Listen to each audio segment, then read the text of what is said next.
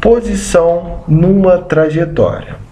A primeira etapa em cinemática é a determinação em cada instante do tempo da posição de um móvel. A posição de um móvel pode ser associada à noção de marco quilométrico numa moderna rodovia. Ao longo de uma rodovia existem marcos quilométricos, cuja função é localizar, por exemplo, veículos que nela trafegam. Como podemos ver na figura, um ônibus está passando pelo marco quilométrico, quilômetro 90, num certo instante do tempo. Então, num dado instante do tempo, eu tenho que a posição do ônibus é quilômetro 90. E esse quilômetro 90 não me diz o quanto que o ônibus andou, e sim a sua posição em um certo instante do tempo. Então, o marco quilométrico não me diz o quanto que o ônibus andou, e sim a sua posição em dado instante, como podemos ver nesse exemplo.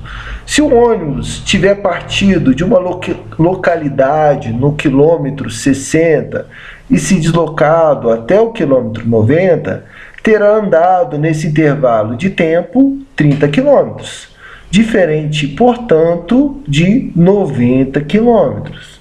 Desse modo, o marco quilométrico numa rodovia apenas localiza o móvel e não indica o quanto este andou. Novamente, os marcos quilométricos só indicam as posições dos móveis em um certo instante do tempo.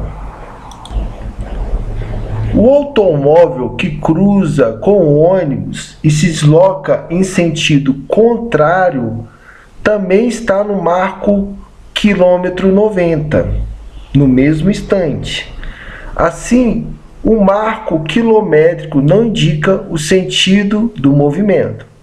Como podemos ver aqui, que num certo instante o ônibus encontra com um móvel no marco quilométrico quilômetro 90, e eles estão em sentidos opostos, né? Assim sendo, o marco quilométrico não indica o sentido do movimento, ele só indica a posição do ônibus e do automóvel em um certo instante do tempo.